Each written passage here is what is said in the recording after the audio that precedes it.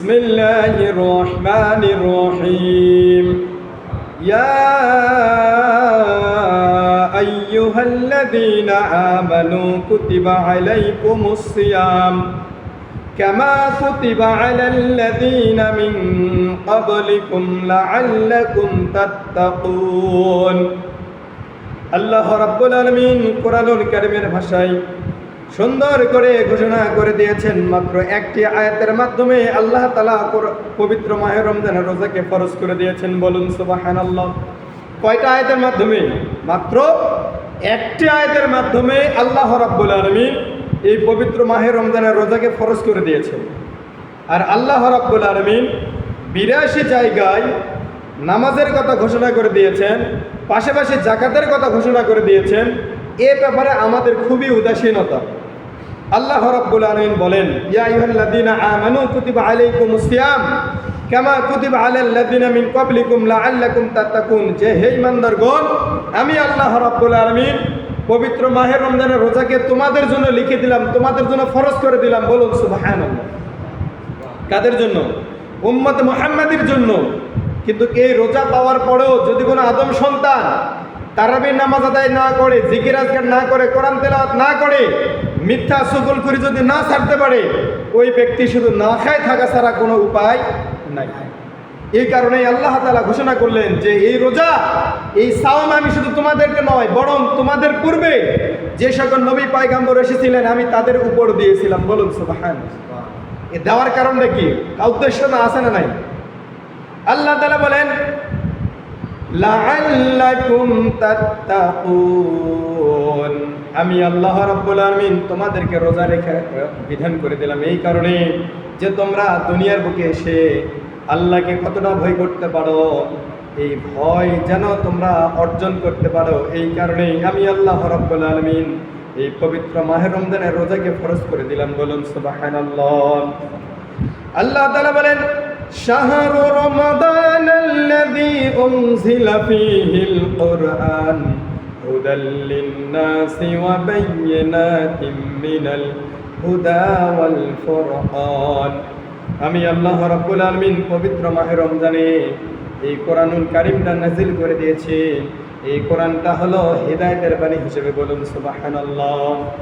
শুধু হিদায়াতের বাণী নয়, আমি আল্লাহ রাব্বুল আলামিন যে কোরআন তোমাদের জন্য নাযিল করে দিলাম, এই কোরআনটা সত্য মিথ্যার পার্থক্যকারী হিসেবেও আমি আল্লাহ রাব্বুল আলামিন তোমাদের জন্য দিয়েছি। বলুন সুবহানাল্লাহ। আল্লাহর নবী হযরত মুহাম্মদ মুস্তাফা সাল্লাল্লাহু আলাইহি ওয়াসাল্লাম সুন্দর করে ঘোষণা করে দিলেন, ইযা কানা আউয়ালু লাইলাতিন মিন শাহরি রমাদান। আল্লাহ রাব্বুল আলামিন রাসূল সুন্দর করে ঘোষণা করে দিলেন, যখন পবিত্র মাহে রমজান দুনিয়ার বুকে আসে, দুনিয়ার বুকে চলমান হয়, ওই প্রথম রজনীতে প্রথম দিনেই সুফিদাতি শায়াতিন, ওই শয়তানকে শৃঙ্খলিত করে দেওয়া হয়। বলুন সুবহানাল্লাহ।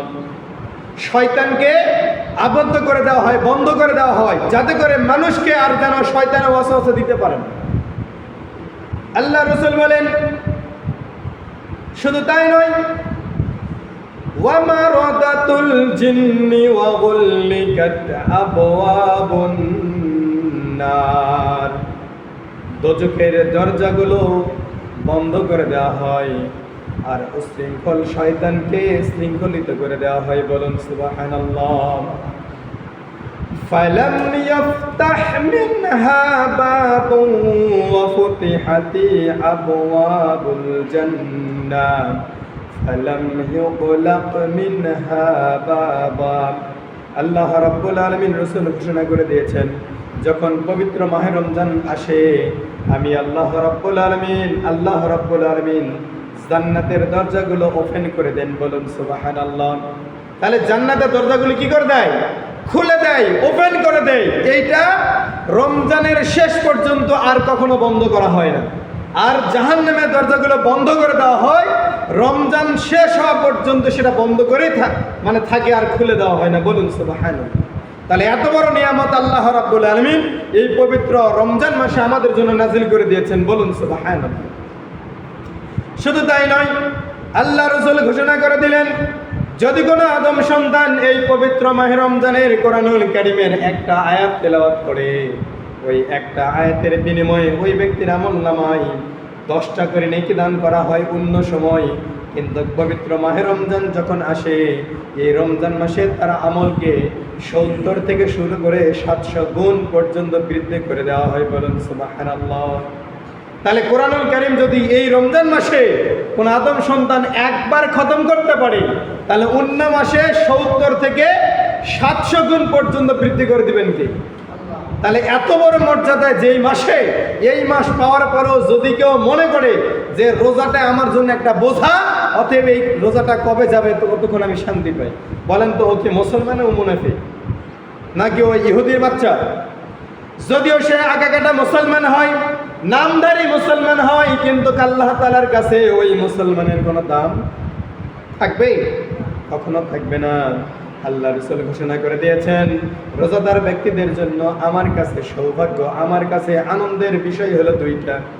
বলুন সুবহানাল্লাহ। কয়টা আনন্দের বিষয়? 2টা আনন্দের বিষয়। যদি কোনো আদম সন্তান আল্লাহকে রাজি খুশি করার জন্য যদি রোজা রাখতে পারে, ওই রোজা রাখা অবস্থায় ইফতারির সম্মুখে নিয়ে, হরেক রকম ইফতারি নিয়ে সে ওই আল্লাহর আদেশের অপেক্ষায় দণ্ডায়মান, ওই সময় আল্লাহর একদল ফেরেশতা ওই সব ব্যক্তিদের, রোজাদার ব্যক্তিদেরকে দেখার পরে আল্লাহর কাছে ফরিয়াদ জানায়, ইয়া রাব্বুল আলামিন, তোমার বান্দারা হরেক রকম ইফতারি নিয়ে সামনে বসে আছে কিন্তু খায় না, কারণটা কি?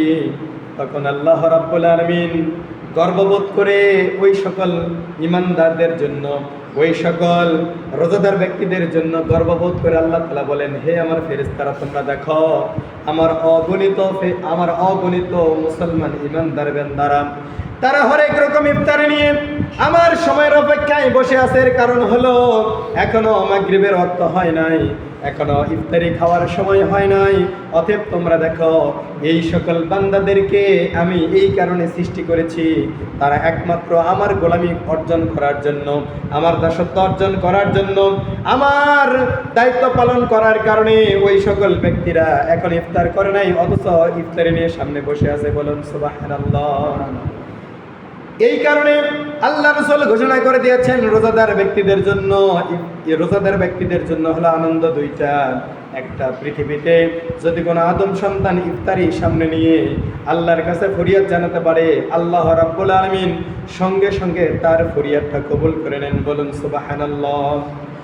ইফতারির সময় যদি কোনো আদম সন্তান আল্লাহর কাছে যেটা চাবে সেটাই আল্লাহ দেওয়ার জন্য প্রস্তুত। কারণ এই রমজান মাসে রোজা অবস্থায় যদি আল্লাহর কাছে কোনো কিছু চাওয়া হয়, আল্লাহ রাব্বুল আলামিন সেইটা ফিরে দিতে লজ্জা বোধ করে। বলুন সুবহানাল্লাহ। 2 নম্বর সৌভাগ্য হলো রোজাদার ব্যক্তির জন্য, 2 নম্বর সৌভাগ্য হলো ওই ব্যক্তি যখন দুনিয়াতে রোজা রাখলো, সুন্দর করে ইফতার আদায় করলো, সুন্দর করে জিকির আজকার করলো, কোরআন তেলাওয়াত করলো এবং তারাবির নামাজগুলো সুন্দরভাবে আদায় করলো, ওই ব্যক্তি যখন মৃত্যুবরণ করবে, আল্লাহ রাব্বুল আলামিন রাসূল ঘোষণা করে দিয়েছেন, ওই বান্দা মৃত্যুবরণ করার পরে ওই বান্দাকে আল্লাহ রাব্বুল আলামিন রায়্যান নামক দরজা দিয়ে জান্নাতে প্রবেশ করায় দিবেন। বলুন সুবহানাল্লাহ। শুধু জান্নাতে প্রবেশ করে দেয় একদিন ক্ষান্ত হন নাই, বরং আল্লাহ রাব্বুল আলামিন সরাসরি ওই সকল রোজাদার ব্যক্তিদের জন্য সরাসরি দিদারে ইলাহি পাঠ করায় দিবেন। বলুন সুবহানাল্লাহ। তাহলে এত বড় একটা মর্যাদা পাওয়ার পরেও আমাদের চোখ কান এখনো খোলে নাই, আমাদের বিবেক বিবেচনা এখনো হয় নাই যে আমাদের মাঝ থেকে পবিত্র মাহে রমজানের রোজা একটি একটি করে 13টি রোজা চলে যাচ্ছে। তাহলে আর বাকি রোজাগুলো কিভাবে রাখবো? সম্মানিত ভাইরা আমার, আল্লাহ রাব্বুল আলামিন উম্মতে মুহাম্মাদের জন্য এই পবিত্র মাহে রমজানের রোজার ফজিলত কি হবে এই ব্যাপারে আল্লাহ রাসূল ঘোষণা করে দিয়েছেন। আল্লাহ তাআলা হাদিসে কুদসির মধ্যে বলেন, আল্লাহ তাআলা বলেন, আল্লাহ রাসূল বলেন, পৃথিবীতে আমি যত কিছু নিয়ামত রাজি দান করেছি, আমার বান্দারা নামাজ আদায় করলে যে সওয়াব হবে এটাও আমি দেওয়ার জন্য ইরাদা করেছি। আমার বান্দা দান সদকা করলে কি হবে এর প্রতিদান আমি দেওয়ার জন্য ইরাদা করেছি। কিন্তু রোজার ব্যাপারে একটু ব্যতিক্রম। রোজার ফজিলত কি হবে আল্লাহ রাব্বুল আলামিন সঙ্গে সঙ্গে ঘোষণা করে দিলেন, ওয়া আনা আজজি বিহি, এর প্রতিদান কি আমি আল্লাহ রাব্বুল আলামিন নিজেই তার প্রতিদান। বলুন সুবহানাল্লাহ। তাহলে যে রোজার প্রতিদান একমাত্র আল্লাহ তাআলা নিজেই, ওই রোজা রাখতে আমাদের কোনো দ্বিধাদ্বন্দ্ব আছে? কিন্তু আমাদের বড় পরিতাপের বিষয়, আমরা রোজা রাখতে পারি না, নামাজ আদায় করতে পারি না, জিকির আজকার করতে পারি না, কিন্তু দোকানের মধ্যে আড্ডা দিতে একটু কুণ্ঠাবোধ করি না। ঠিক কিনা? একটু সাবধান। সম্মানিত ভাইরা আমার, আল্লাহ রাব্বুল আলামিন এই কারণে সুন্দর করে আমাদের জন্য এই পবিত্র মাহে রমজানের রোজাকে দিয়েছেন। আর এই রোজার মধ্যে আল্লাহ রাসূল ঘোষণা করে দিলেন, ইন্নাল্লাহা ফারাদা সিয়ামা রমাদানা ওয়া সানানতু লাকুম কিয়ামা। আল্লাহ রাসূল ঘোষণা করে দিলেন, এই পবিত্র মাহে রমজান হওয়ার পরে যদি কোনো ব্যক্তি রাত্রিবেলা ফরজ ইবাদত করার পরে তারাবির নামাজে 10টি সালামের মাধ্যমে 20 টাকা তারাবির নামাজ আদায় করতে পারে, ওই ব্যক্তির জন্য আল্লাহ রাব্বুল আলামিন জীবনের সমস্ত গুনাহগুলো মাফ করে দিবেন। বলুন সুবহানাল্লাহ। শুধু তাই নয়, ফামান সামাহু ওয়া কামাহু ঈমানাও ওয়া ইহতিসাবান খরাজা মিন যুনুবিহি কায়াউমিন ওয়ালাদাতুহু উম্মুহু। বলুন সুবহানাল্লাহ। আল্লাহ রাসূল ঘোষণা করে দিলেন, যদি কোনো ব্যক্তি রমজান মাসে রোজা রাখে এবং ওরার রাত্রিগুলোতে ঈমান এবং ইহতিসাবের সহিত তারাবির নামাজগুলো আদায় করে, সুন্দরভাবে আদায় করে, ওই ব্যক্তি ওই সকল ব্যক্তিদের নেই যে সন্তানটি সবেমাত্র তার মাতৃগর্ভ থেকে দুনিয়ার বুকে ভূমিষ্ঠ হয়ে গেল। বলুন সুবহানাল্লাহ। বলেন তো, পৃথিবীতে যদি কোনো আদম সন্তান তার মাতৃগর্ভ থেকে দুনিয়ার বুকে আসে, ওই ব্যক্তির কি পরিমাণ গুনাহ থাকে? কোনো প্রকার গুনাহ থাকে? মাসুম, নিষ্পাপ।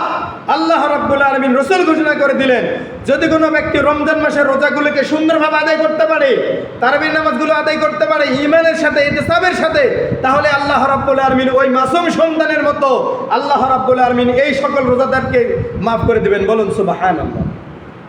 আল্লাহর রাসূল হযরত মুহাম্মদ মুস্তাফা সাল্লাল্লাহু আলাইহি সাল্লাম সুন্দর করে ঘোষণা করে দিলেন, মান সামা রমাদানা ঈমানাও ওয়া ইহতিসাবান গুফিরা লাহু মা তাকদ্দামা মিন জামবিহি ওয়া মান কামা রমাদানা ঈমানাও ওয়া ইহতিসাবান গুফিরা লাহু মা তাকদ্দামা মিন জামবি।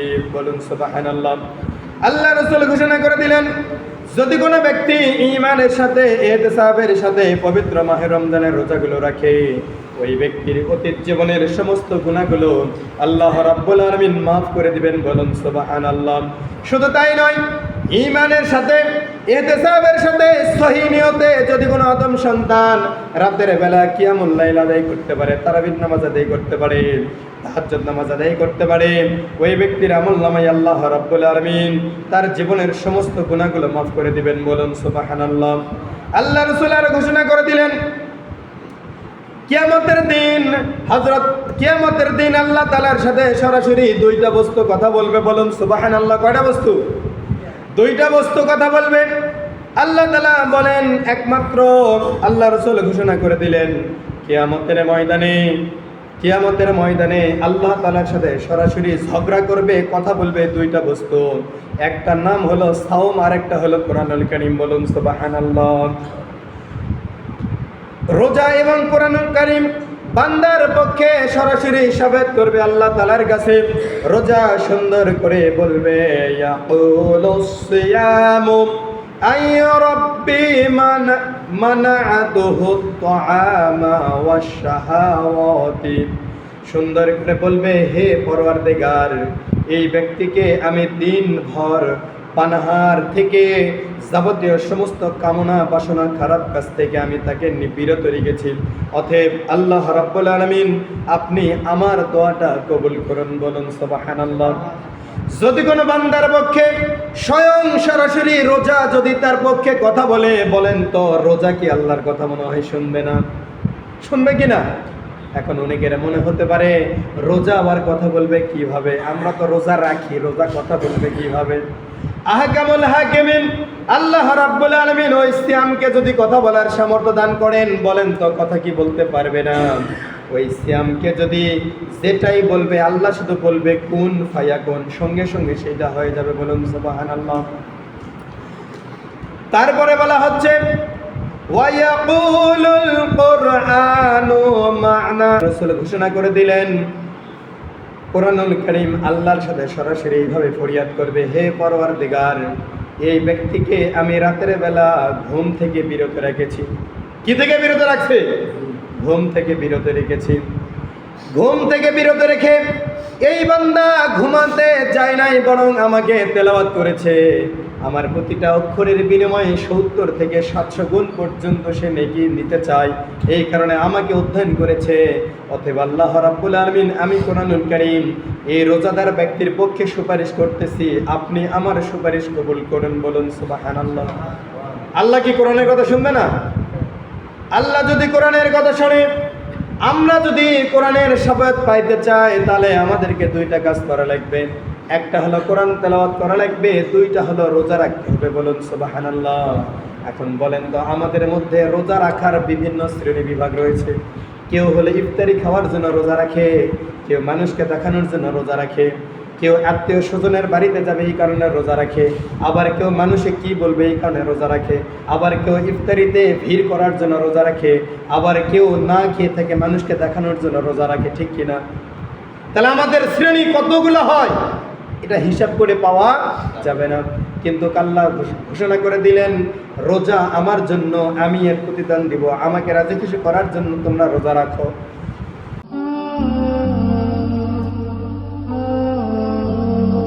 Al Iqra TV